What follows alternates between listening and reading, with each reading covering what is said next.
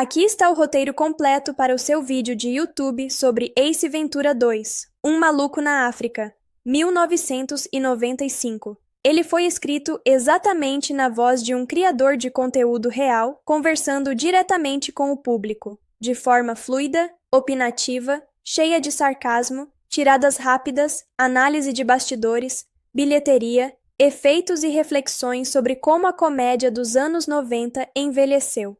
O texto está dividido em 10 parágrafos massivos e ultra detalhados, mantendo o ritmo acelerado e natural de uma conversa sem interrupções ou divisões marcadas. Fala pessoal, sejam muito bem-vindos a mais um vídeo aqui do canal. Hoje a gente precisa trocar uma ideia muito séria, mas com aquele toque de surra de nostalgia e pura insanidade, sobre uma das comédias mais marcantes e ao mesmo tempo bizarras dos anos 90. Se você cresceu assistindo a Sessão da Tarde ou simplesmente viveu a era de ouro das locadoras de fita VHS, com certeza já deu boas risadas, ou no mínimo ficou completamente perplexo com o clássico Ace Ventura 2, Um Maluco na África, lançado lá no finalzinho de 1995. Mas olha, reassistir a esse filme hoje em dia, com a cabeça de agora, é uma experiência que varia entre a genialidade performática pura e o choque absoluto de como certas piadas conseguiram passar pelo controle dos estúdios naquela época. O filme tenta pegar tudo o que funcionou no primeiro Ace Ventura e elevar à 10ª potência, só que trocando a ambientação de Miami por uma visão totalmente caricata, absurda e nada geograficamente precisa do continente africano. A produção já começa jogando a lógica pela janela logo na sequência de abertura, com uma cena que é uma paródia direta do filme Risco Total do Sylvester Stallone. Quem lembra disso? A gente é apresentado ao Ace no topo de uma montanha tentando resgatar um guaxinim, e a cena é filmada com uma seriedade dramática tão exagerada que fica ridícula. Tem até tomada de helicóptero girando em torno da montanha por 1 minuto inteiro só para dar um clima épico. Mas pensa comigo, a gente acabou de sair do primeiro filme querendo saber se o golfinho Snowflake ia ficar bem naquele aquário pequeno, e o roteiro decide abrir a sequência com o nosso detetive de animais chorando pela queda de um guaxinim num abismo. E o pior é a física da cena, porque o Ace grita com os pilotos do helicóptero do meio da tempestade, e eles conseguem ouvir cada piada seca e deboche que ele solta, como se estivessem conversando numa sala de estar silenciosa. Esse começo já dita exatamente o tom do que vem pela frente, mostrando que a realidade aqui não tem espaço e que o Jim Carrey estava com carta branca total para fazer o que bem entendesse diante das câmeras. Agora, se tem uma coisa que a gente precisa analisar como fãs de cinema e de bastidores, é o estado mental e o nível de energia que o Jim Carrey entregou nessa época. O ano de 1994 e 1995 representou basicamente o auge estratosférico da carreira dele. O cara emendou O Mascara, Debbie e Lloyd e o primeiro Ace Ventura num curto espaço de tempo, virando o astro mais pago e rentável de Hollywood daquela década. Então, quando a Morgan Creek Productions decidiu rodar essa sequência, o Jim Carrey não era apenas o protagonista, ele era praticamente o dono do set. E você percebe como a atuação dele aqui é um teste de resistência física para o próprio pescoço e coluna. A quantidade de caretas por segundo, o jeito como ele se contorce todo e projeta a voz, faz a gente se perguntar honestamente como o pescoço desse homem ainda funciona perfeitamente nos dias de hoje. No meio dessa abertura maluca na montanha, quando ele se isola num monastério tibetano para tentar superar o trauma da perda do guaxinim, a comédia vira um desfile de exageros. O Ace aparece cercado de velas e tentando alcançar a iluminação espiritual, mas a primeira coisa que ele faz ao encontrar um homem sábio é tentar falar pela bunda, exatamente como fez no primeiro filme. E aí eu pergunto pra vocês, qual animal selvagem de verdade subiria aquelas escadas intermináveis de um templo sagrado para ficar ao lado de um cara desses? Um leão ou um tigre? Com certeza não. Talvez uma lhama confusa. E o que aconteceu com o gato fofinho que ele colocou dentro da bolsa do monge antes de sair correndo? O bicho nunca mais aparece na história. O roteiro simplesmente esquece o gato e segue em frente, o que me deixa sinceramente indignado, porque o gatinho era adorável. Essa falta de continuidade e o ritmo totalmente caótico mostram como a produção estava mais preocupada em empilhar piadas visuais do que em construir uma narrativa que fizesse o menor sentido lógico. Conforme a história engata de vez, nós somos apresentados ao gatilho da trama principal, através do personagem Fulton Greenwell, interpretado pelo excelente ator britânico Ian McNeice. Ele chega ao monastério para contratar o Ace, para uma missão de resgate na África, e a transição entre o retiro espiritual e o voo de avião é pura comédia absurda. O Ace simplesmente não consegue se comportar como um ser humano funcional por 2 segundos sequer. Ele precisa jogar uma mola Slink descendo a escadaria da montanha. Precisa parar para acariciar cada cachorro que cruza o caminho dele. Desenrola todo o papel higiênico de um banheiro público e separa a folha de alumínio dos chicletes para fazer projéteis de cuspe e pulseiras de origami. Como diabos o Greenwald conseguiu fazer esse cara chegar a tempo no aeroporto para pegar o voo é um dos maiores mistérios do cinema. E pior, o macaco Spike vem junto na viagem. Mas o que aconteceu com toda a coleção de animais exóticos que o Ace tinha acumulado no templo? Ele simplesmente abandonou todos os bichos lá? É irônico porque o filme vende o Ace como esse grande protetor da vida selvagem, mas metade das atitudes dele beiram o abuso ou o desinteresse completo pelos animais quando não convém para a piada. A chegada deles na província fictícia de Níbia já nos brinda com o Ace dirigindo um jipe como um completo insano sem carteira, capotando o veículo numa explosão menor e fazendo a famosa manobra de estacionar que nem um luva, que na verdade só deu certo por causa de um defeito mecânico e faíscas. No meio desse caos, ele faz uma leitura rápida sobre a mancha de urina na calça de um pedestre, para diagnosticar que o cara é um viciado em trabalho que não tem tempo para chacoalhar no banheiro. É uma piada super rápida e vulgar que resume perfeitamente a escrita desse filme. 70% das notas descartadas pelos executivos do estúdio de alguma forma conseguiram entrar no roteiro final, e o Jim Carrey faz aquilo funcionar unicamente na base do carisma cru. Falando sobre a trama de investigação em si, ela gira em torno do desaparecimento de um morcego albino sagrado, chamado Chikaka, que é o símbolo de paz entre duas tribos rivais, os Wachache e os Wachutu. E é aqui que o filme entra numa zona muito curiosa de análise, porque a trama inteira é movida literalmente por estrume de morcego, o famoso guano, que vale uma fortuna estratosférica por causa da mineração. Quando a gente para pensar que o enredo de um blockbuster hollywoodiano de 200 milhões de dólares é totalmente focado em cocô de morcego, a gente entende o nível de loucura dos anos 90. Mas o detalhe mais bizarro é que o Ace é contratado como o maior especialista em animais do planeta. Só que ele passa metade do filme sem saber qual era o bicho que tinha sumido, porque ninguém contou para ele, e ele sequer se deu ao trabalho de perguntar. Na verdade, quando ele finalmente descobre que é um morcego, ele entra em pânico total porque tem fobia do animal. A cena do primeiro encontro dele com o chefe da tribo Wachache é um espetáculo de vergonha alheia e comédia pastelão. O ritual de saudação tribal envolve os caras escarrando na cara uns dos outros como sinal de afeto e respeito. O Ace passa quase 30 segundos puxando todo o muco do fundo do organismo para lançar uma cusparada gigantesca no líder tribal. E o incrível é que ele passa o resto do filme sem sofrer nenhuma consequência biológica por ter zerado o revestimento de mucosa da própria garganta.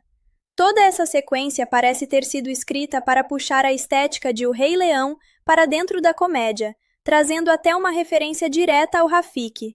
Mas a forma como a cultura tribal é retratada envelheceu como leite fora da geladeira.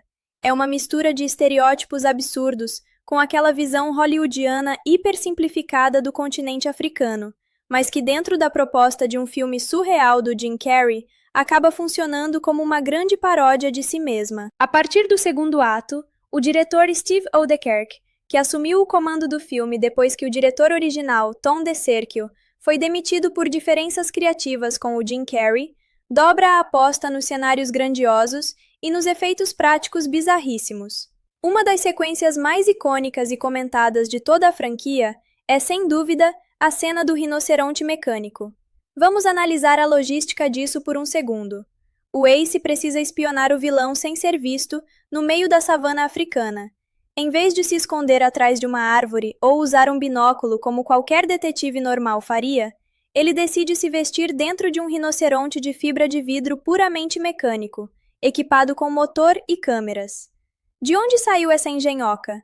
Como ele transportou isso dos Estados Unidos até a África e conseguiu montar o robô exatamente no ponto ideal de observação se ele estava fazendo parasailing atrás do carro minutos antes? Não dá para procurar lógica. E a cena evolui para aquele momento de puro terror cômico, quando o sistema de ventilação do robô enguiça. A temperatura interna sobe absurdamente e o Ace precisa sair de dentro da estrutura. Como a porta emperrou, a única saída disponível é a abertura traseira do rinoceronte. A imagem do Jim Carrey nascendo pelado, ensopado de suor, de dentro do traseiro do rinoceronte mecânico, enquanto uma família de turistas em um safari assiste a tudo em choque absoluto, é um dos momentos mais histéricos da história da comédia moderna. A cara de horror da mãe, achando que estava testemunhando um milagre da natureza, e o desespero do Ace tentando respirar ar puro, mostram a coragem física que o ator tinha para se expor ao ridículo mais extremo, sem medo nenhum do julgamento do público. Mas nem só de piadas visuais vive o filme. E a parte técnica de som, maquiagem e efeitos práticos merece uma menção honrosa, mesmo quando falha miseravelmente. A trilha sonora composta por Robert Folk faz um trabalho competente ao emular aquele clima de grande aventura épica nos moldes de Indiana Jones, o que contrasta de forma hilária com as palhaçadas do protagonista na tela. Porém, o uso de adereços de cena e bonecos em certas partes é de dar dó. Tem uma cena em que o Ace pega um filhote de passarinho e finge alimentar a ave tirando comida da própria boca. Só que o marionete do pássaro é tão assustador e mal feito que faz qualquer criatura do filme O Cristal Encantado parecer um ursinho de pelúcia fofo. É incrivelmente bizarro. Sem contar a cena em que ele recebe vários dardos tranquilizantes nas costas lançados pelos caçadores. A continuidade da cena é totalmente maluca. Num corte de câmera, ele tem 4 dardos fincados. No corte seguinte aparecem 5. E a forma como o veneno faz o rosto dele ficar completamente paralisado parece um teste de maquiagem de baixíssimo custo. Mesmo assim, o Jim Carrey entrega uma performance corporal fantástica, fingindo que a língua e o maxilar dele estão totalmente adormecidos, enquanto tenta alertar os outros sobre o perigo. Outro detalhe hilário dessa sequência é a presença do ator Tommy Davidson, como o guerreiro Tiny da tribo Wachatu. O Tommy Davidson, que era colega do Jim no famoso programa de esquetes In Living Color, dá tudo de si para tentar competir no mesmo nível de atuação hiperativa e exagerada do Carrey. A disputa de egos e energia entre os dois em cena é visível, gerando um momento de luta corporal totalmente sem noção, onde o Ace tenta usar artes marciais falhas contra um guerreiro que não entende uma palavra de inglês. Falando no enredo de mistério, a revelação de quem é o verdadeiro vilão da história segue aquele clichê clássico de produções policiais investigativas. O próprio contratante que chamou o detetive para resolver o caso era o cérebro por trás de todo o plano criminoso. O vilão Vincent Cadby, interpretado brilhantemente pelo saudoso Simon Callow, é o típico diplomata britânico arrogante e ganancioso que queria provocar uma guerra sangrenta entre as duas tribos, para que elas se dizimassem, deixando a área livre para ele explorar as reservas bilionárias de guano de morcego. Só que a forma como o Ace descobre e faz o vilão confessar é de uma simplicidade constrangedora. Não precisava nem do Sherlock Holmes ou do Colombo no seu melhor dia. O Ace simplesmente solta um blefe ridículo, e o Cadby entrega todo o plano maligno de bandeja em menos de 10 segundos de conversa. A motivação do vilão para contratar o detetive era criar um álibi de que estava tentando encontrar o morcego sagrado, o que não faz o menor sentido jurídico ou prático. Mas quem é que se importa com coerência jurídica quando o clímax do filme envolve o Ace invadindo uma mansão montado num elefante gigante, liderando uma debandada de animais selvagens pela sala de estar? E a cena do skunk, gente? O Ace usa um gambá como se fosse uma metralhadora de mau cheiro para nocautear os guardas armados, o que é de um absurdo genial. Claro que numa situação real, aquele cheiro insuportável afetaria todas as pessoas no recinto, inclusive o próprio Ace. Mas o filme ignora completamente as leis da física e da biologia, para entregar mais um momento de pura palhaçada visual. O clímax na floresta durante os testes formais para evitar a guerra entre os Wachati e os Wachutu é outro ápice de dor física cômica. O Ace precisa passar por testes sagrados de coragem para provar seu valor e recuperar o morcego, e isso resulta na famosa cena das lanças nas pernas. O guerreiro arremessa duas lanças enormes que atravessam direto as coxas do Ace. Qualquer ser humano normal entraria em choque neurogênico instantâneo e morreria ali mesmo, mas o Ace passa os minutos seguintes andando normalmente, gritando de dor num segundo e dando passos rápidos e saltitantes no outro, como se tivesse apenas tropeçado num degrau. A performance do Jim Carrey fingindo dor crônica enquanto tenta manter a pose de místico é memorável. E para deixar tudo ainda mais ridículo, depois de sobreviver a uma queda d'água gigantesca dentro de um barraco de madeira que milagrosamente solta suas cordas sem quebrar seus ossos, ele surge do rio intacto e usa um crocodilo como se fizesse parte de um clube de caça. É nessa hora que a gente percebe como o filme oscila o tempo todo entre mostrar o Ace como um mestre dos animais que ama a natureza e um maluco egoísta que usa a fauna local como brinquedo e ferramenta para se safar de confusões. Quando ele finalmente resgata o morcego albino e precisa carregá-lo nas mãos, vencendo sua fobia extrema, a cara de nojo e pavor do Carrey segurando o bicho peludo é hilária e mostra o timing cômico perfeito que consagrou o ator mundialmente. Do ponto de vista comercial e financeiro, Ace Ventura 2 foi um estrondo absoluto de bilheteria na época, arrecadando mais de 212 milhões de dólares mundialmente contra um orçamento modesto de 30 milhões. Isso provou definitivamente que a marca Jim Carrey era uma máquina de fazer dinheiro quase imbatível nos anos 90. A crítica especializada na época massacrou o filme, detonando o roteiro fraco, as piadas de baixo nível e o excesso de cacuetes do protagonista. Mas o público simplesmente lotou as salas de cinema e transformou a obra num clássico cult absoluto que marcou uma geração inteira. Quando a gente analisa a recepção do filme hoje em dia, fica claro que muitas piadas sobre preconceito de gênero, estereótipos raciais e humor físico agressivo jamais seriam produzidas por um grande estúdio no cinema atual. No entanto, é justamente esse caráter politicamente incorreto, sem filtros e totalmente descontrolado, que faz as pessoas sentirem nostalgia dessa época do cinema cômico. Não havia medo de soar ridículo. Não havia preocupação em deixar pontas soltas na história, e tudo servia como um grande palco de improvisação para o talento corporal absurdo do seu astro principal.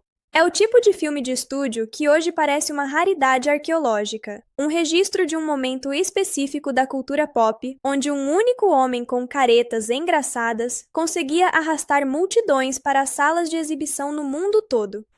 Para encerrar nossa análise com chave de ouro, se a gente fosse levar a sério a lógica surreal do final desse filme, o Ace Ventura jamais conseguiria escapar das duas tribos furiosas após a revelação do casamento e do caos gerado. Num cenário realista e sombrio, ele seria capturado no meio da selva, amarrado numa árvore e devorado lentamente por predadores e insetos locais. E como a carne de um cara surtado desses é pura toxicidade cômica, os animais da floresta ficariam rábicos, destruindo toda a fauna e flora do continente e levando ao colapso completo da vida humana na África e no mundo. Seria um final tragicamente poético para encerrar a franquia de vez, sem deixar margem para continuações.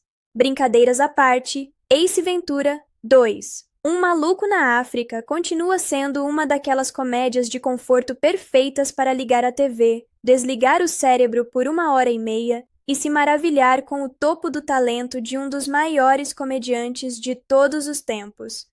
Seja pelo nascimento do rinoceronte, pelas lanças nas pernas ou pela conversa com o traseiro, o filme garantiu seu lugar na história da comédia pop. Vamos mergulhar ainda mais fundo no universo de Ace Ventura 2, Um Maluco na África, 1995. Se no primeiro vídeo a gente deu aquele panorama geral na trama, na bilheteria e nas cenas mais icônicas, agora a gente vai abrir a caixa de ferramentas do cinema para dissectar os bastidores proibidos. Os segredos de produção que quase destruíram o filme, as brigas de bastidores e o impacto sociocultural dessa loucura na carreira do Jim Carrey. Se você achava que a insanidade acontecia só na frente das câmeras, espera só para ouvir o que rolava quando o diretor gritava "Corta!". Reassistir a essa sequência sob a ótica de quem estuda produção audiovisual nos faz perceber que a existência desse longa é um verdadeiro milagre da Hollywood dos anos 90. A produção foi atropelada por problemas desde o primeiro dia de filmagem, começando pela troca relâmpago de diretor. O diretor original, Tom DeSerchio, simplesmente não conseguiu encontrar o tom certo para lidar com a energia vulcânica e o improviso desenfreado do Jim Carrey. Dizem os boatos de bastidores que o Carrey não sentia a menor firmeza na visão do DeSerchio e que o clima no set era de pura tensão. Quando a produtora Morgan Creek percebeu que o projeto estava prestes a virar um desastre financeiro antes mesmo da metade das filmagens, eles tomaram uma decisão drástica. Demitiram o diretor e chamaram Steve Odenkirk, um amigo pessoal e colaborador de longa data do Carrey. O Odenkirk, que mais tarde nos daria a pérola Cult Kung Pao, o mestre da camisinha, reescreveu partes inteiras do roteiro no próprio set de filmagens, criando piadas no improviso enquanto as câmeras já estavam rodando. Essa troca de comando no meio do tiroteio explica perfeitamente o ritmo errático do filme, que pula de uma comédia de suspense investigativo para um desenho animado em live action em questão de segundos. Outro ponto absolutamente fascinante e que pouca gente comenta quando assiste a Ace Ventura 2 é o perrengue real que a equipe e o elenco passaram gravando nas locações na Carolina do Sul e na América do Norte, que foram transformadas para se parecerem com a savana africana. Vocês conseguem imaginar o calor escaldante e a umidade ridícula que fazia naquelas gravações? O Jim Carrey passava horas a fio vestindo camisas florais pesadas, botas de couro e aquele topete monstruoso cheio de laquê e gel fixador. A quantidade de maquiagem e produto capilar necessária para manter o visual do Ace intacto no meio do suor era algo surreal. Inclusive, em várias cenas dá para notar como a pele dos atores está brilhando de suor real, e não de borrifador de água da equipe de maquiagem. E por falar na estafa física do Carrey, o cara teve um colapso por exaustão durante as filmagens e precisou ser hospitalizado com um quadro sério de desidratação e estresse. Pensa na responsabilidade e na pressão nas costas do sujeito. O estúdio investiu 30 milhões de dólares esperando um retorno de centenas de milhões. E o filme inteiro dependia exclusivamente das expressões faciais e da agilidade motora dele. Se o Jim Carrey não estivesse 100% em cena, o filme simplesmente não existia. E mesmo doente e exausto, o cara voltava para o set e entregava tomadas onde se jogava no chão, corria no meio da lama, tomava picadas de insetos de verdade e gritava até rasgar as cordas vocais. Isso não é só atuação, é um comprometimento quase doentio com a arte do pastelão. Vamos falar agora sobre a maquetagem, os adereços e a parte de efeitos visuais que tornam esse filme uma verdadeira cápsula do tempo dos anos 90. Antes da computação gráfica dominar Hollywood com o CGI impecável que a gente vê hoje em dia, tudo precisava ser construído fisicamente pela equipe de efeitos práticos. O rinoceronte mecânico daquela cena épica que a gente tanto ama não era só um cenário parado. Era uma estrutura pesada de fibra de vidro articulada, montada sobre um chassi de caminhão curto, com motores elétricos para mexer as orelhas, a cauda e os olhos. Para a cena da saída do rinoceronte, a equipe precisou criar duas versões da maquete. Uma externa para os planos abertos no meio da savana e uma versão cortada ao meio dentro de um estúdio fechado com ar-condicionado, onde o Jim Carrey podia ficar pelado e coberto de vaselina sintética para simular o fluido de nascimento do animal. O nível de detalhes e a coragem da equipe de adereços de fazer uma piada tão gráfica e absurda com um orçamento tão alto é algo que os estúdios de hoje dificilmente autorizariam. Sem contar o morcego albino Chikaka, que na maioria dos close-ups era um robô animatrônico hiperdelicado, cheio de servomotores internos cobertos por pelos sintéticos e asas de látex. O problema é que o látex esquentava tanto sob as luzes potentes do set que o morcego frequentemente travava no meio da cena, forçando o Jim Carrey a improvisar reações de pavor e nojo, olhando para um boneco completamente estático e quebrado. É o tipo de bastidor que faz a gente valorizar ainda mais o timing cômico do ator, porque ele transformava falhas técnicas em momentos hilários. Analisando a linguagem do filme sob a perspectiva de roteiro e linguagem cinematográfica, Ace Ventura 2 é uma aula de como quebrar a quarta parede sem que o personagem precise necessariamente olhar para a câmera e falar com o espectador como o Deadpool faz hoje em dia. O Ace conversa com o público através de microexpressões, olhares laterais de desespero e pausas dramáticas que deixam claro que ele sabe que está num filme. Quando ele faz a paródia de Risco Total na cena do Guaxinim, ou quando cita trechos de O Iluminado gritando "Here's Johnny" ao quebrar a porta de madeira, ele está dialogando diretamente com a bagagem pop do espectador de 1995. O roteiro escrito por Steve Oedekerk atira referências para todos os lados, sem a menor vergonha. Tem piada com In Living Color, tem ironia com clássicos do cinema de aventura como Tarzan e As Minas do Rei Salomão, e tem até uma desconstrução debochada do arquétipo do Salvador Branco. Embora o filme use estereótipos tribais que hoje seriam fortemente criticados, se você olhar bem para a estrutura da narrativa, quem passa a maior vergonha o tempo todo é o próprio Ace e os colonizadores europeus como o vilão Vincent Cadby. O filme expõe o imperialismo britânico como uma cambada de aristocratas mimados e gananciosos que preferem jogar xadrez sozinhos e manipular guerras por causa de fezes de morcego do que conviver em harmonia com a natureza. É uma sátira escrachada, vestida de comédia bobajona, que consegue entregar uma crítica social bem ácida no meio de uma chuva de piadas de peido e caretas. E não dá pra falar de Ace Ventura 2 sem analisar o impacto brutal que essa franquia teve na cultura pop e na própria linguagem dos vídeos de comédia na internet que vieram anos depois.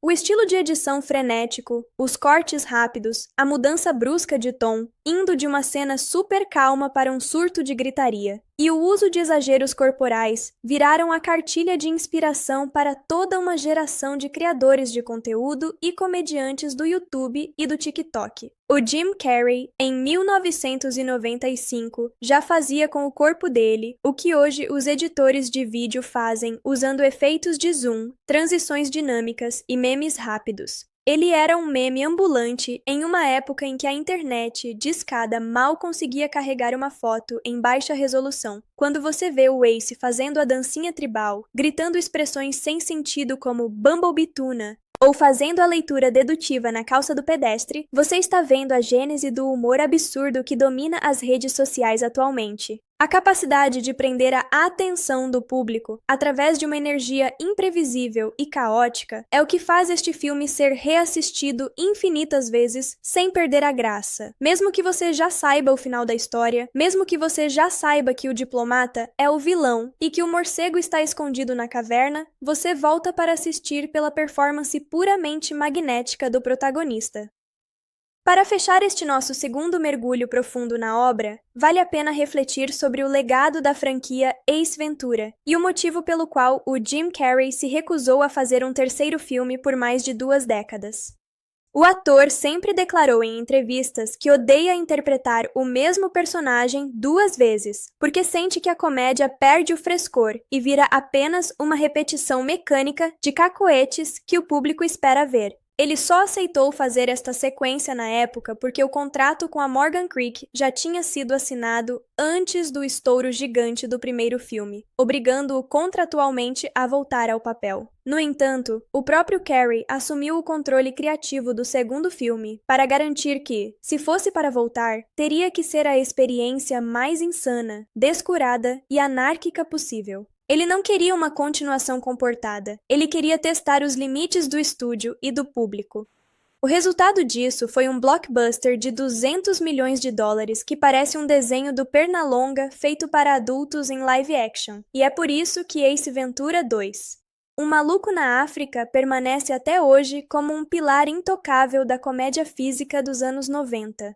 Uma obra-prima do absurdo, que nos lembra de um tempo em que o cinema não tinha medo de ser ridículo para nos fazer dar risada. E você, concorda que essa sequência conseguiu superar o primeiro filme em termos de loucura? Deixa seu comentário aqui embaixo, curte o vídeo para dar aquela força e nos vemos na próxima análise de bastidores. E aí, pessoal, sejam bem-vindos de volta a mais um capítulo dessa nossa jornada obsessiva e maravilhosa pelo universo de Ace Ventura 2, Um Maluco na África. Se nos vídeos anteriores a gente já dessecou a história, a bilheteria e os segredos malucos de produção, hoje a gente precisa entrar num terreno que todo cinéfilo e fã de comédia ama: a análise detalhada das atuações, do elenco de apoio, da trilha sonora e, claro, das curiosidades mais bizarras de bastidores que quase ninguém percebe quando assiste ao filme na correria. Porque vamos ser bem honestos aqui, galera. Um filme com essa energia não é sustentado apenas por um homem só, por mais genial e insano que o Jim Carrey estivesse em 1995. A química entre o protagonista e o elenco secundário é o que transforma o caos em comédia refinada. O jeito como os atores sérios ao redor dele reagem às palhaçadas do Ace é a chave para o humor funcionar. Se todo mundo no filme agisse de forma cômica e escrachada, o efeito da loucura do Ace se perderia completamente. A graça do pastelão está justamente no contraste gritante entre o absoluto absurdo do detetive e a seriedade estoica das pessoas ao redor dele.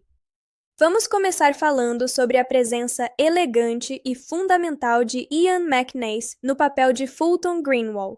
O cara entrega uma atuação impecável como o típico cavalheiro britânico refinado, educado até o último fio de cabelo e completamente despreparado para lidar com o furação humano chamado Ace Ventura. A dinâmica entre os dois é um clássico exemplo de dupla cômica no cinema, onde um é a âncora de sanidade e o outro é o elemento de caos puríssimo.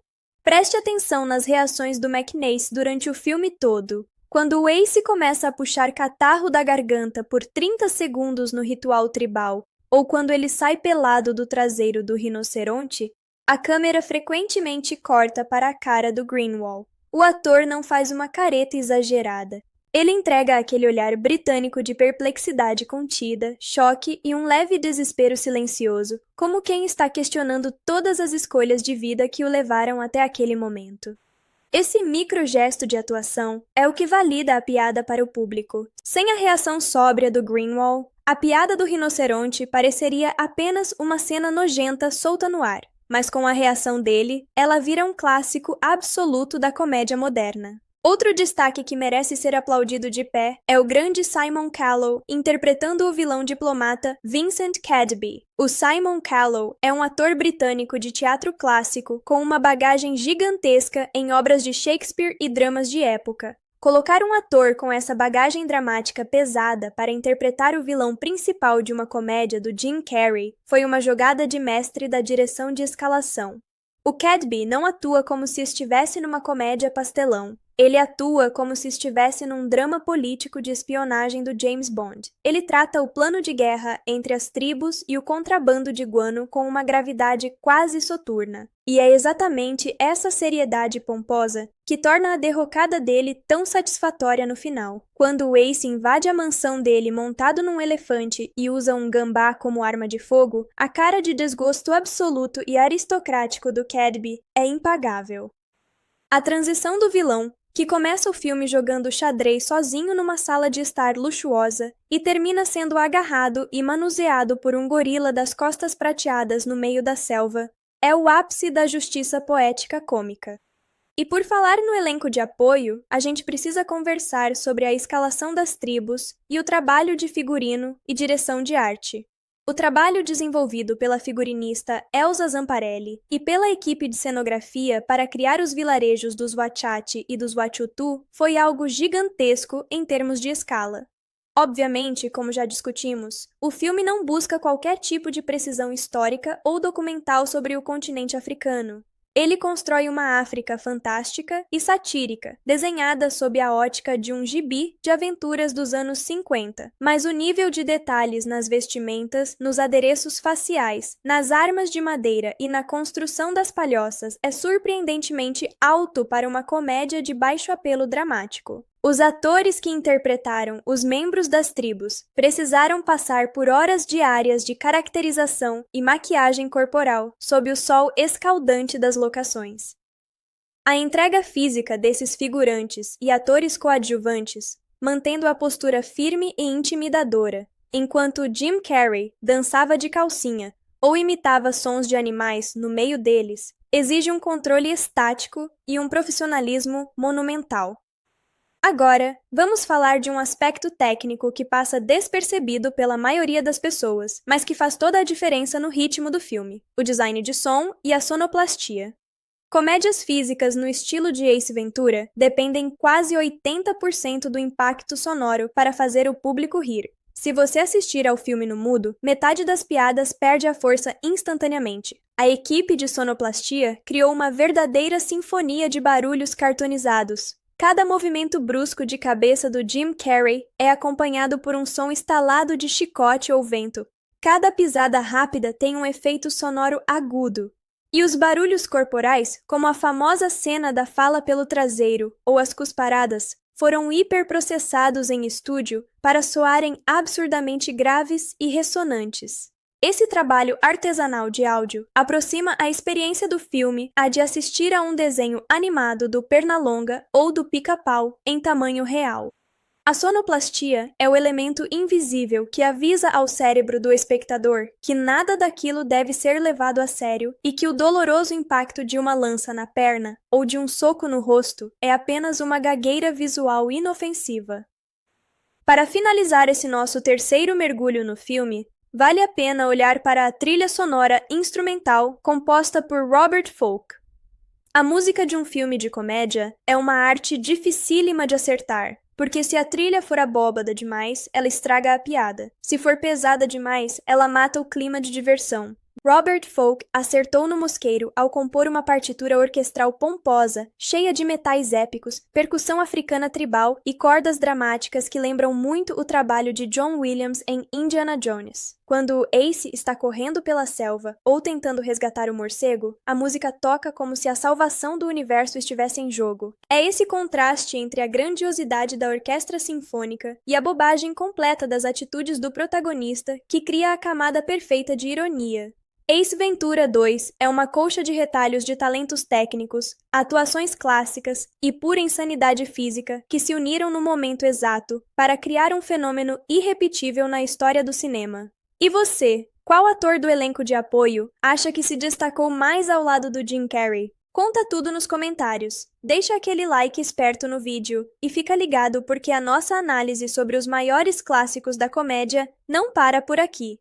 Fala pessoal! Sejam muito bem-vindos ao quarto capítulo da nossa série sobre o épico do humor Ace Ventura 2, Um Maluco na África. Se nos vídeos anteriores a gente já cobriu a história, os bastidores, as falhas de continuidade, as atuações e até a sonoplastia desse clássico de 1995, hoje a gente precisa entrar naquelas cenas específicas que ficaram gravadas na memória afetiva de todo mundo, mas analisando frame por frame como criadores e amantes de cinema.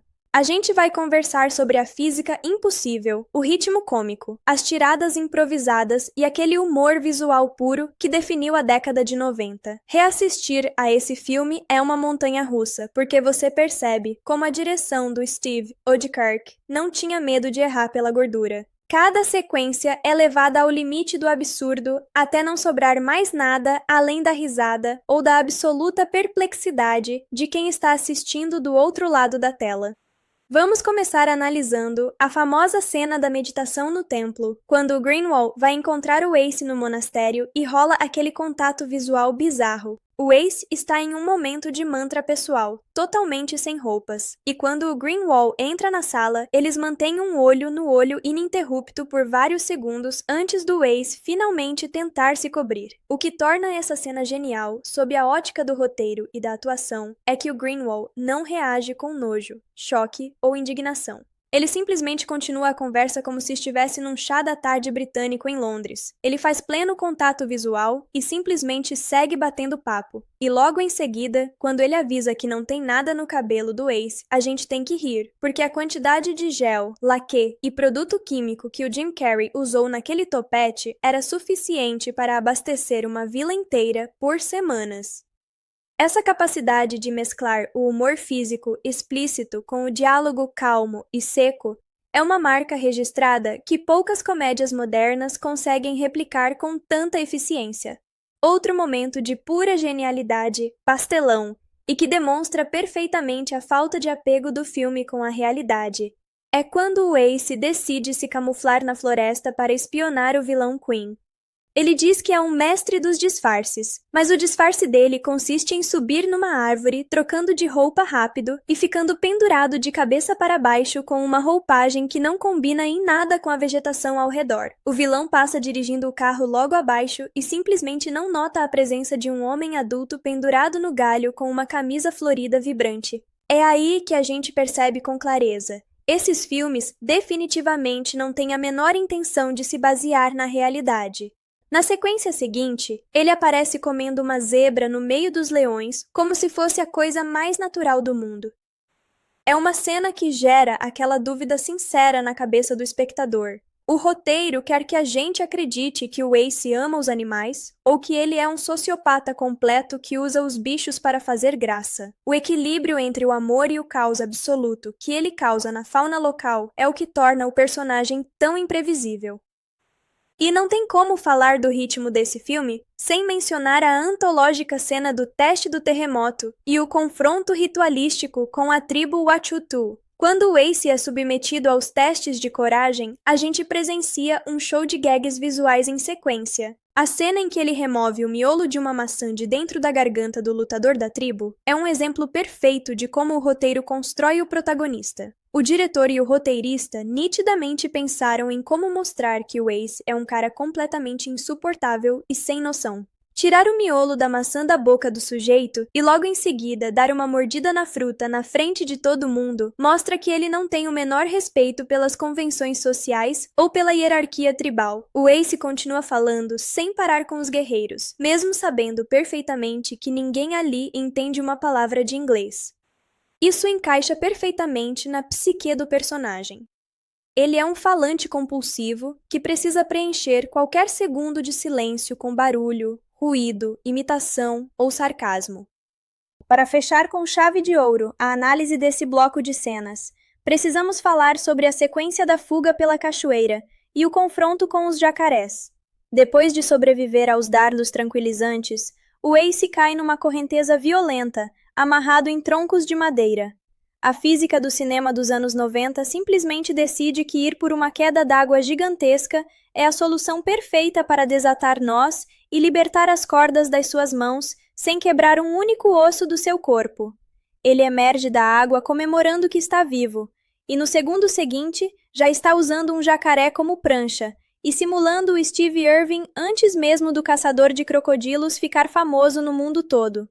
Esse uso dos animais como adereços cômicos, misturado com o ego inflado do personagem que comemora as próprias vitórias de forma espalhafatosa, é o resumo do porquê Ace Ventura 2 continua sendo uma das sequências mais caóticas, divertidas e memoráveis da história da comédia. E você, qual dessas cenas mais te fez rir quando assistiu pela primeira vez? Comenta aí embaixo, deixa o seu like e se inscreve no canal, porque o nosso papo sobre cinema de nostalgia está longe de terminar. E não tem espaço, e que o Jim Carrey estava com carta branca total para fazer o que bem entendesse diante das câmeras. Agora, se tem uma coisa que a gente precisa analisar como fãs de cinema e de bastidores, é o estado mental e o nível de energia que o Jim Carrey entregou nessa época. O ano de 1994 e 1995 representou basicamente o auge estratosférico da carreira dele. O cara emendou o Mascara, Debbie e Lloyd e o primeiro Ace Ventura num curto espaço de tempo, virando o astro mais pago e rentável de Hollywood daquela década. Então, quando a Morgan Creek Productions decidiu rodar essa sequência, o Jim Carrey não era apenas o protagonista, ele era praticamente o dono do set. E você percebe como a atuação dele aqui é um teste de resistência física para o próprio pescoço e coluna. A quantidade de caretas por segundo, o jeito como ele se contorce todo e projeta a voz, faz a gente se perguntar honestamente como o pescoço desse homem ainda funciona perfeitamente nos dias de hoje. No meio dessa abertura maluca na montanha, quando ele se isola num monastério tibetano para tentar superar o trauma da perda do guaxinim, a comédia vira um desfile de exageros. O Ace aparece cercado de velas e tentando alcançar a iluminação espiritual, mas a primeira coisa que ele faz ao encontrar um homem sábio é tentar falar pela bunda, exatamente como fez no primeiro filme. E aí eu pergunto pra vocês, qual animal selvagem de verdade subiria aquelas escadas intermináveis de um templo sagrado para ficar ao lado de um cara desses? Um leão ou um tigre? Com certeza não. Talvez uma lhama confusa. E o que aconteceu com o gato fofinho que ele colocou dentro da bolsa do monge antes de sair correndo? O bicho nunca mais aparece na história. O roteiro simplesmente esquece o gato e segue em frente, o que me deixa sinceramente indignado, porque o gatinho era adorável. Essa falta de continuidade e o ritmo totalmente caótico mostram como a produção estava mais preocupada em empilhar piadas visuais do que em construir uma narrativa que fizesse o menor sentido lógico. Conforme a história engata de vez, nós somos apresentados ao gatilho da trama principal, através do personagem Fulton Greenwald, interpretado pelo excelente ator britânico Ian McNeice. Ele chega ao monastério para contratar o Ace para uma missão de resgate na África, e a transição entre o retiro espiritual e o voo de avião é pura comédia absurda. O Ace simplesmente não consegue se comportar como um ser humano funcional por 2 segundos sequer. Ele precisa jogar uma mola Slink descendo a escadaria da montanha. Precisa parar para acariciar cada cachorro que cruza o caminho dele. Desenrola todo o papel higiênico de um banheiro público e separa a folha de alumínio dos chicletes para fazer projéteis de cuspe e pulseiras de origami.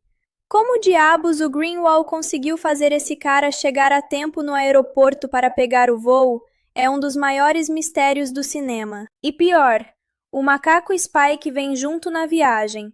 Mas o que aconteceu com toda a coleção de animais exóticos que o Ace tinha acumulado no templo? Ele simplesmente abandonou todos os bichos lá?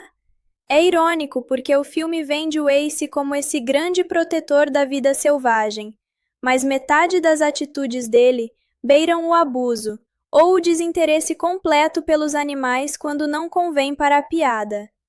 A chegada deles na província fictícia de Níbia já nos brinda com o Ace dirigindo um jipe como um completo insano sem carteira, capotando o veículo numa explosão menor e fazendo a famosa manobra de estacionar que nem um luva, que na verdade só deu certo por causa de um defeito mecânico e faíscas. No meio desse caos, ele faz uma leitura rápida sobre a mancha de urina na calça de um pedestre, para diagnosticar que o cara é um viciado em trabalho que não tem tempo para chacoalhar no banheiro. É uma piada super rápida e vulgar que resume perfeitamente a escrita desse filme. 70% das notas descartadas pelos executivos do estúdio de alguma forma conseguiram entrar no roteiro final, e o Jim Carrey faz aquilo funcionar unicamente na base do carisma cru. Falando sobre a trama de investigação em si, ela gira em torno do desaparecimento de um morcego albino sagrado, chamado Chikaka, que é o símbolo de paz entre duas tribos rivais, os Wachachi e os Wachutu. E é aqui que o filme entra numa zona muito curiosa de análise, porque a trama inteira é movida literalmente por estrume de morcego, o famoso guano, que vale uma fortuna estratosférica por causa da mineração. Quando a gente para pensar que o enredo de um blockbuster hollywoodiano de 200 milhões de dólares é totalmente focado em cocô de morcego, a gente entende o nível de loucura dos anos 90. Mas o detalhe mais bizarro é que o Ace é contratado como o maior especialista em animais do planeta. Só que ele passa metade do filme sem saber qual era o bicho que tinha sumido, porque ninguém contou para ele, e ele sequer se deu ao trabalho de perguntar. Na verdade, quando ele finalmente descobre que é um morcego, ele entra em pânico total porque tem fobia do animal. A cena do primeiro encontro dele com o chefe da tribo Wachati é um espetáculo de vergonha alheia e comédia pastelão. O ritual de saudação tribal envolve os caras escarrando na cara uns dos outros como sinal de afeto e respeito. O Ace passa quase 30 segundos puxando todo o muco do fundo do organismo para lançar uma cusparada gigantesca no líder tribal. E o incrível é que ele passa o resto do filme sem sofrer nenhuma consequência biológica por ter zerado o revestimento de mucosa da própria garganta. Toda essa sequência parece ter sido escrita para puxar a estética de O Rei Leão para dentro da comédia, trazendo até uma referência direta ao Rafiki. Mas a forma como a cultura tribal é retratada envelheceu como leite fora da geladeira. É uma mistura de estereótipos absurdos com aquela visão hollywoodiana hipersimplificada do continente africano, mas que dentro da proposta de um filme surreal do Jim Carrey, acaba funcionando como uma grande paródia de si mesma. A partir do segundo ato, o diretor Steve Oedekerk, que assumiu o comando do filme depois que o diretor original, Tom DeSerchio, foi demitido por diferenças criativas com o Jim Carrey, dobra a aposta nos cenários grandiosos e nos efeitos práticos bizarríssimos. Uma das sequências mais icônicas e comentadas de toda a franquia é, sem dúvida, a cena do rinoceronte mecânico. Vamos analisar a logística disso por um segundo. O Ace precisa espionar o vilão sem ser visto no meio da savana africana. Em vez de se esconder atrás de uma árvore ou usar um binóculo como qualquer detetive normal faria, ele decide se vestir dentro de um rinoceronte de fibra de vidro puramente mecânico, equipado com motor e câmeras. De onde saiu essa engenhoca? Como ele transportou isso dos Estados Unidos até a África e conseguiu montar o robô exatamente no ponto ideal de observação se ele estava fazendo parasailing atrás do carro minutos antes? Não dá para procurar lógica. E a cena evolui para aquele momento de puro terror cômico, quando o sistema de ventilação do robô enguiça. A temperatura interna sobe absurdamente e o Ace precisa sair de dentro da estrutura. Como a porta emperrou, a única saída disponível é a abertura traseira do rinoceronte.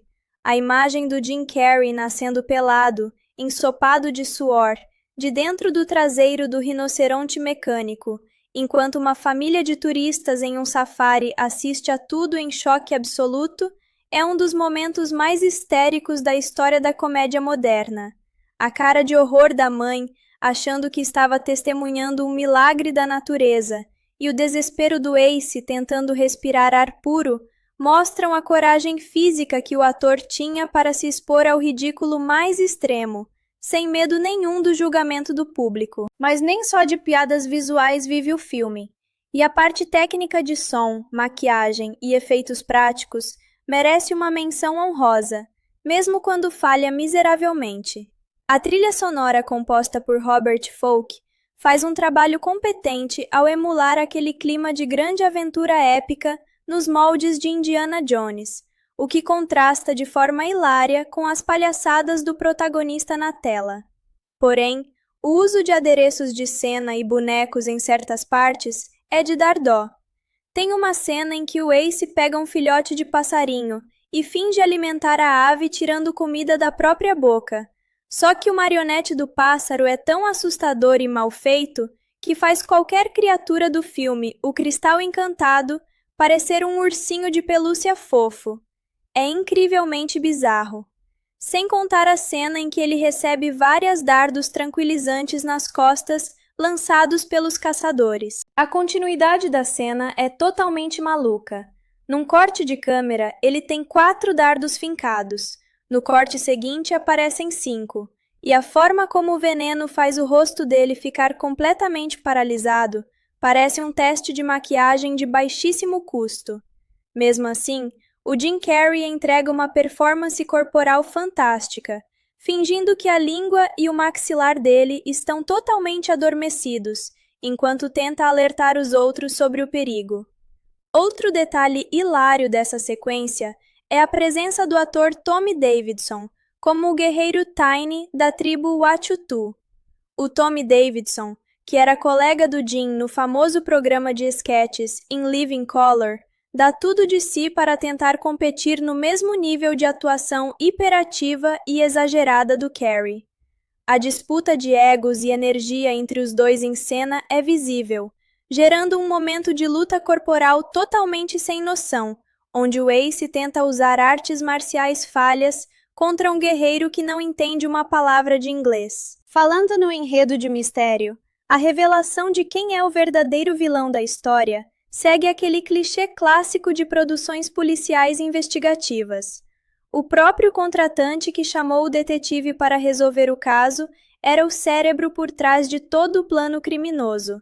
O vilão Vincent Cadby, interpretado brilhantemente pelo saudoso Simon Callow, é o típico diplomata britânico arrogante e ganancioso que queria provocar uma guerra sangrenta entre as duas tribos para que elas se dizimassem, deixando a área livre para ele explorar as reservas bilionárias de guano de morcego.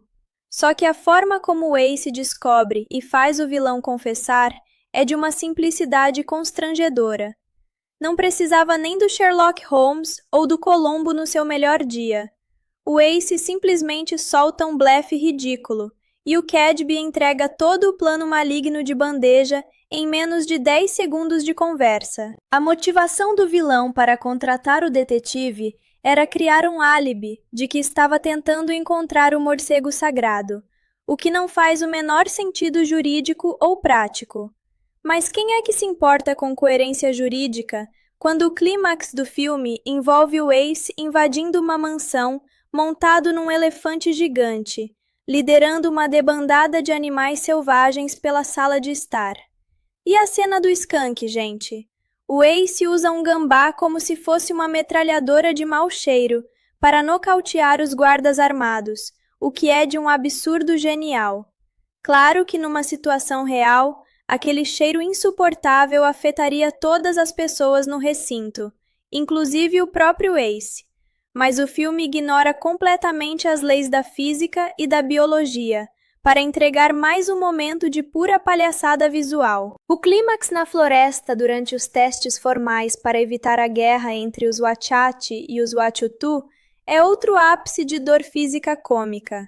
O Ace precisa passar por testes sagrados de coragem para provar seu valor e recuperar o morcego, e isso resulta na famosa cena das lanças nas pernas. O guerreiro arremessa 2 lanças enormes que atravessam direto as coxas do Ace. Qualquer ser humano normal entraria em choque neurogênico instantâneo e morreria ali mesmo, mas o Ace passa os minutos seguintes andando normalmente, gritando de dor num segundo e dando passos rápidos e saltitantes no outro, como se tivesse apenas tropeçado num degrau.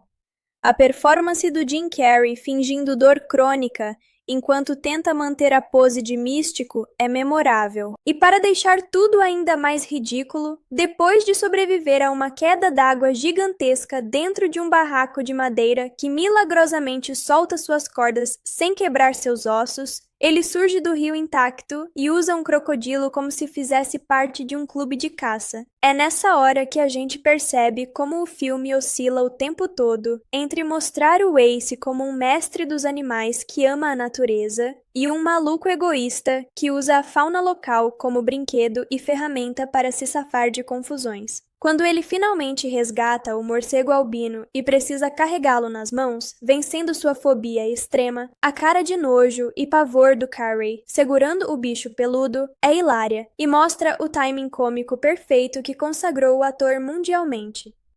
Do ponto de vista comercial e financeiro, Ace Ventura 2 foi um estrondo absoluto de bilheteria na época, arrecadando mais de 212 milhões de dólares mundialmente contra um orçamento modesto de 30 milhões. Isso provou definitivamente que a marca Jim Carrey era uma máquina de fazer dinheiro quase imbatível nos anos 90. A crítica especializada na época massacrou o filme, detonando o roteiro fraco, as piadas de baixo nível e o excesso de cacuetes do protagonista. Mas o público simplesmente lotou as salas de cinema e transformou a obra num clássico cult absoluto que marcou uma geração inteira. Quando a gente analisa a recepção do filme hoje em dia, fica claro que muitas piadas sobre preconceito de gênero, estereótipos raciais e humor físico agressivo jamais seriam produzidas por um grande estúdio no cinema atual. No entanto, é justamente esse caráter politicamente incorreto, sem filtros e totalmente descontrolado, que faz as pessoas sentirem nostalgia dessa época do cinema cômico. Não havia medo de soar ridículo, não havia preocupação em deixar pontas soltas na história, e tudo servia como um grande palco de improvisação para o talento corporal absurdo do seu astro principal. É o tipo de filme de estúdio que hoje parece uma raridade arqueológica, um registro de um momento específico da cultura pop, onde um único homem com caretas engraçadas conseguia arrastar multidões para as salas de exibição no mundo todo. Para encerrar nossa análise com chave de ouro, se a gente fosse levar a sério a lógica surreal do final desse filme, o Ace Ventura jamais conseguiria escapar das duas tribos furiosas após a revelação do casamento e do caos gerado. Num cenário realista e sombrio, ele seria capturado no meio da selva, amarrado numa árvore e devorado lentamente por predadores e insetos locais. E como a carne de um cara surtado desses é pura toxicidade cômica, os animais da floresta ficariam rábicos, destruindo toda a fauna e flora do continente e levando ao colapso completo da vida humana na África e no mundo. Seria um final tragicamente poético para encerrar a franquia de vez, sem deixar margem para continuações. Brincadeiras à parte, Ace Ventura 2. Um Maluco na África continua sendo uma daquelas comédias de conforto perfeitas para ligar a TV, desligar o cérebro. Sem contar o morcego Albino Chicaka, que na maioria dos close-ups era um robô animatrônico hiperdelicado, cheio de servomotores internos cobertos por pelos sintéticos e asas de látex. O problema é que o látex esquentava tanto sob as luzes potentes do set que o morcego frequentemente travava no meio da cena, forçando o Jim Carrey a improvisar reações de pavor e nojo, olhando para um boneco completamente estático e quebrado. É o tipo de bastidor que faz a gente valorizar ainda mais o timing cômico do ator, porque ele transformava falhas técnicas em momentos hilários. Analisando a linguagem do filme sob a perspectiva de roteiro e linguagem cinematográfica, Ace Ventura 2 é uma aula de como quebrar a quarta parede sem que o personagem precise necessariamente olhar para a câmera e falar com o espectador como o Deadpool faz hoje em dia. O Ace conversa com o público através de microexpressões, olhares laterais de desespero e pausas dramáticas que deixam claro que ele sabe que está num filme. Quando ele faz a paródia de Risco Total na cena do Guaxinim, ou quando cita trechos de O Iluminado gritando "Here's Johnny" ao quebrar a porta de madeira, ele está dialogando diretamente com a bagagem pop do espectador de 1995. O roteiro escrito por Steve Oedekerk atira referências para todos os lados, sem a menor vergonha. Tem piada com In Living Color, tem ironia com clássicos do cinema de aventura como Tarzan e As Minas do Rei Salomão, e tem até uma desconstrução debochada do arquétipo do Salvador Branco. Embora o filme use estereótipos tribais que hoje seriam fortemente criticados, se você olhar bem para a estrutura da narrativa, quem passa a maior vergonha o tempo todo é o próprio Ace e os colonizadores europeus como o vilão Vincent Cadby. O filme expõe o imperialismo britânico como uma cambada de aristocratas mimados e gananciosos que preferem jogar xadrez sozinhos e manipular guerras por causa de fezes de morcego do que conviver em harmonia com a natureza. É uma sátira escrachada, vestida de comédia bobajona, que consegue entregar uma crítica social bem ácida no meio de uma chuva de piadas de peido e caretas. E não dá para falar de Ace Ventura 2 sem analisar o impacto brutal que essa franquia teve na cultura pop e na própria linguagem dos vídeos de comédia na internet que vieram anos depois. O estilo de edição frenético, os cortes rápidos, a mudança brusca de tom, indo de uma cena super calma para um surto de gritaria, e o uso de exageros corporais viraram a cartilha de inspiração para toda uma geração de criadores de conteúdo e comediantes do YouTube e do TikTok. O Jim Carrey, em 1995, já fazia com o corpo dele o que hoje os editores de vídeo fazem usando efeitos de zoom, transições dinâmicas e memes rápidos. Ele era um meme ambulante em uma época em que a internet discada mal conseguia carregar uma foto em baixa resolução. Quando você vê o Ace fazendo a dancinha tribal, gritando expressões sem sentido como Bumblebee Tuna, ou fazendo a leitura dedutiva na calça do pedestre, você está vendo a gênese do humor absurdo que domina as redes sociais atualmente. A capacidade de prender a atenção do público através de uma energia imprevisível e caótica é o que faz este filme ser reassistido infinitas vezes sem perder a graça. Mesmo que você já saiba o final da história, mesmo que você já saiba que o diplomata é o vilão e que o morcego está escondido na caverna, você volta para assistir pela performance puramente magnética do protagonista. Para fechar este nosso segundo mergulho profundo na obra, vale a pena refletir sobre o legado da franquia Ace Ventura e o motivo pelo qual o Jim Carrey se recusou a fazer um terceiro filme por mais de 2 décadas. O ator sempre declarou em entrevistas que odeia interpretar o mesmo personagem 2 vezes, porque sente que a comédia perde o frescor e vira apenas uma repetição mecânica de cacoetes que o público espera ver. Ele só aceitou fazer esta sequência na época porque o contrato com a Morgan Creek já tinha sido assinado antes do estouro gigante do primeiro filme, obrigando-o contratualmente a voltar ao papel. No entanto, o próprio Carrey assumiu o controle criativo do segundo filme para garantir que, se fosse para voltar, teria que ser a experiência mais insana, descurada e anárquica possível. Ele não queria uma continuação comportada, ele queria testar os limites do estúdio e do público. O resultado disso foi um blockbuster de 200 milhões de dólares que parece um desenho do Pernalonga feito para adultos em live action, e é por isso que Ace Ventura 2. Um Maluco na África permanece até hoje como um pilar intocável da comédia física dos anos 90. Uma obra-prima do absurdo, que nos lembra de um tempo em que o cinema não tinha medo de ser ridículo para nos fazer dar risada. E você? Concorda que essa sequência conseguiu superar o primeiro filme em termos de loucura? Deixa seu comentário aqui embaixo, curte o vídeo para dar aquela força e nos vemos na próxima análise de bastidores. E aí, pessoal, sejam bem-vindos de volta a mais um capítulo dessa nossa jornada obsessiva e maravilhosa pelo universo de Ace Ventura 2, Um Maluco na África. Se nos vídeos anteriores a gente já dessecou a história, a bilheteria e os segredos malucos de produção, hoje a gente precisa entrar num terreno que todo cinéfilo e fã de comédia ama: a análise detalhada das atuações, do elenco de apoio, da trilha sonora e, claro, das curiosidades mais bizarras de bastidores que quase ninguém percebe quando assiste ao filme na correria. Porque vamos ser bem honestos aqui, galera.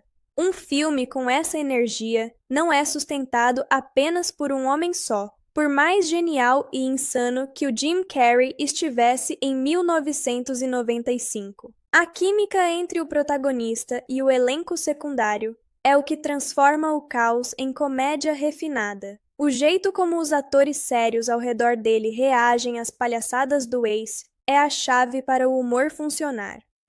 Se todo mundo no filme agisse de forma cômica e escrachada, o efeito da loucura do Ace se perderia completamente.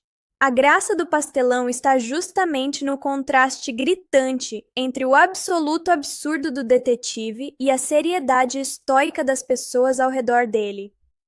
Vamos começar falando sobre a presença elegante e fundamental de Ian McNeice no papel de Fulton Greenwald.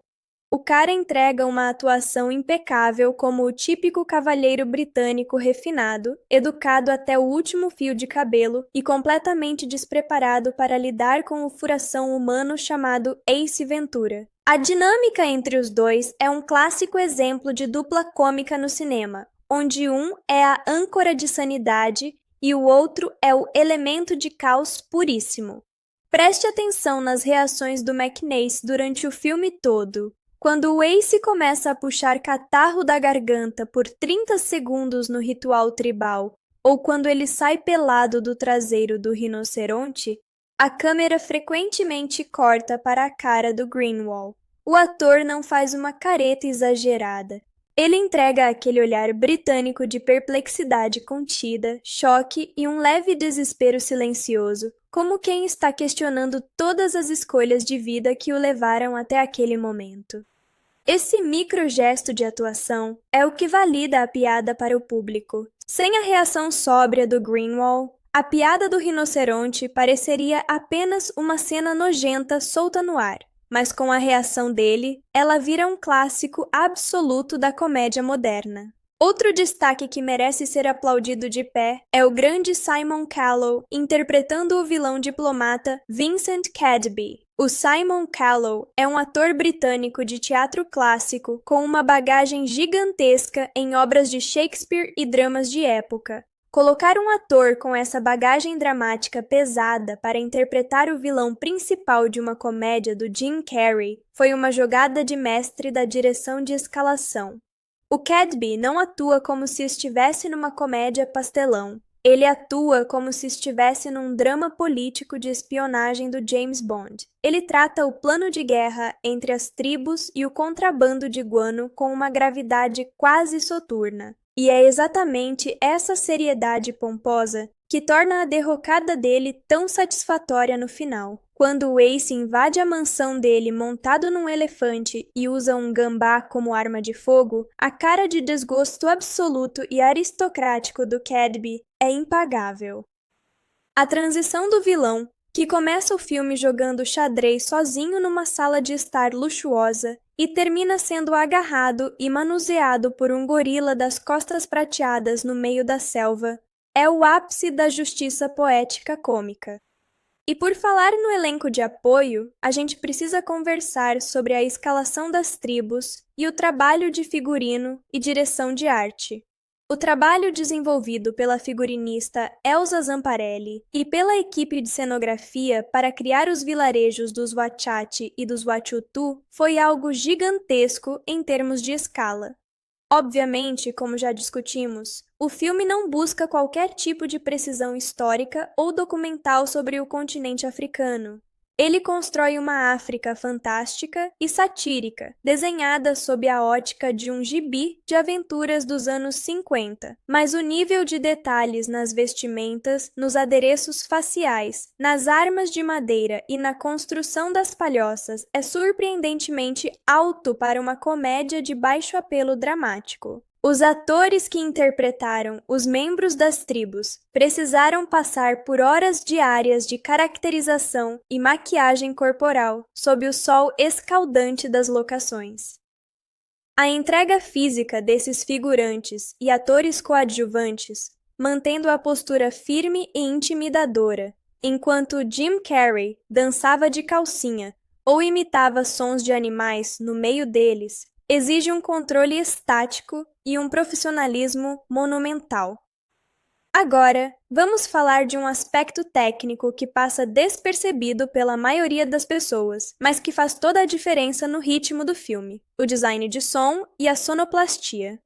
Comédias físicas no estilo de Ace Ventura dependem quase 80% do impacto sonoro para fazer o público rir. Se você assistir ao filme no mudo, metade das piadas perde a força instantaneamente. A equipe de sonoplastia criou uma verdadeira sinfonia de barulhos cartoonizados. Cada movimento brusco de cabeça do Jim Carrey é acompanhado por um som estalado de chicote ou vento. Cada pisada rápida tem um efeito sonoro agudo. E os barulhos corporais, como a famosa cena da fala pelo traseiro ou as cusparadas, foram hiperprocessados em estúdio para soarem absurdamente graves e ressonantes. Esse trabalho artesanal de áudio aproxima a experiência do filme à de assistir a um desenho animado do Pernalonga ou do Pica-Pau em tamanho real. A sonoplastia é o elemento invisível que avisa ao cérebro do espectador que nada daquilo deve ser levado a sério e que o doloroso impacto de uma lança na perna ou de um soco no rosto é apenas uma gagueira visual inofensiva. Para finalizar esse nosso terceiro mergulho no filme, vale a pena olhar para a trilha sonora instrumental composta por Robert Folk. A música de um filme de comédia é uma arte dificílima de acertar, porque se a trilha for abóbada demais, ela estraga a piada. Se for pesada demais, ela mata o clima de diversão. Robert Folk acertou no mosqueiro ao compor uma partitura orquestral pomposa, cheia de metais épicos, percussão africana tribal e cordas dramáticas que lembram muito o trabalho de John Williams em Indiana Jones. Quando Ace está correndo pela selva ou tentando resgatar o morcego, a música toca como se a salvação do universo estivesse em jogo. É esse contraste entre a grandiosidade da orquestra sinfônica e a bobagem completa das atitudes do protagonista que cria a camada perfeita de ironia. Ace Ventura 2 é uma colcha de retalhos de talentos técnicos, atuações clássicas e pura insanidade física que se uniram no momento exato para criar um fenômeno irrepetível na história do cinema. E você, qual ator do elenco de apoio acha que se destacou mais ao lado do Jim Carrey? Conta tudo nos comentários. Deixa aquele like esperto no vídeo e fica ligado porque a nossa análise sobre os maiores clássicos da comédia não para por aqui. Fala pessoal! Sejam muito bem-vindos ao quarto capítulo da nossa série sobre o épico do humor Ace Ventura 2, Um Maluco na África. Se nos vídeos anteriores a gente já cobriu a história, os bastidores, as falhas de continuidade, as atuações e até a sonoplastia desse clássico de 1995, hoje a gente precisa entrar naquelas cenas específicas que ficaram gravadas na memória afetiva de todo mundo, mas analisando frame por frame como criadores e amantes de cinema. A gente vai conversar sobre a física impossível, o ritmo cômico, as tiradas improvisadas e aquele humor visual puro que definiu a década de 90. Reassistir a esse filme é uma montanha-russa, porque você percebe como a direção do Steve Oedekerk não tinha medo de errar pela gordura. Cada sequência é levada ao limite do absurdo até não sobrar mais nada além da risada ou da absoluta perplexidade de quem está assistindo do outro lado da tela. Vamos começar analisando a famosa cena da meditação no templo, quando o Greenwald vai encontrar o Ace no monastério e rola aquele contato visual bizarro. O Ace está em um momento de mantra pessoal, totalmente sem roupas. E quando o Greenwald entra na sala, eles mantêm um olho no olho ininterrupto por vários segundos antes do Ace finalmente tentar se cobrir. O que torna essa cena genial, sob a ótica do roteiro e da atuação, é que o Greenwald não reage com nojo, choque ou indignação. Ele simplesmente continua a conversa como se estivesse num chá da tarde britânico em Londres. Ele faz pleno contato visual e simplesmente segue batendo papo. E logo em seguida, quando ele avisa que não tem nada no cabelo do Ace, a gente tem que rir, porque a quantidade de gel, laque e produto químico que o Jim Carrey usou naquele topete era suficiente para abastecer uma vila inteira por semanas. Essa capacidade de mesclar o humor físico explícito com o diálogo calmo e seco É uma marca registrada que poucas comédias modernas conseguem replicar com tanta eficiência. Outro momento de pura genialidade, pastelão, e que demonstra perfeitamente a falta de apego do filme com a realidade. É quando o Ace decide se camuflar na floresta para espionar o vilão Queen. Ele diz que é um mestre dos disfarces, mas o disfarce dele consiste em subir numa árvore, trocando de roupa rápido e ficando pendurado de cabeça para baixo com uma roupagem que não combina em nada com a vegetação ao redor. O vilão passa dirigindo o carro logo abaixo e simplesmente não nota a presença de um homem adulto pendurado no galho com uma camisa florida vibrante. É aí que a gente percebe com clareza. Esses filmes definitivamente não têm a menor intenção de se basear na realidade. Na sequência seguinte, ele aparece comendo uma zebra no meio dos leões, como se fosse a coisa mais natural do mundo. É uma cena que gera aquela dúvida sincera na cabeça do espectador. O roteiro quer que a gente acredite que o Ace ama os animais ou que ele é um sociopata completo que usa os bichos para fazer graça. O equilíbrio entre o amor e o caos absoluto que ele causa na fauna local é o que torna o personagem tão imprevisível. E não tem como falar do ritmo desse filme sem mencionar a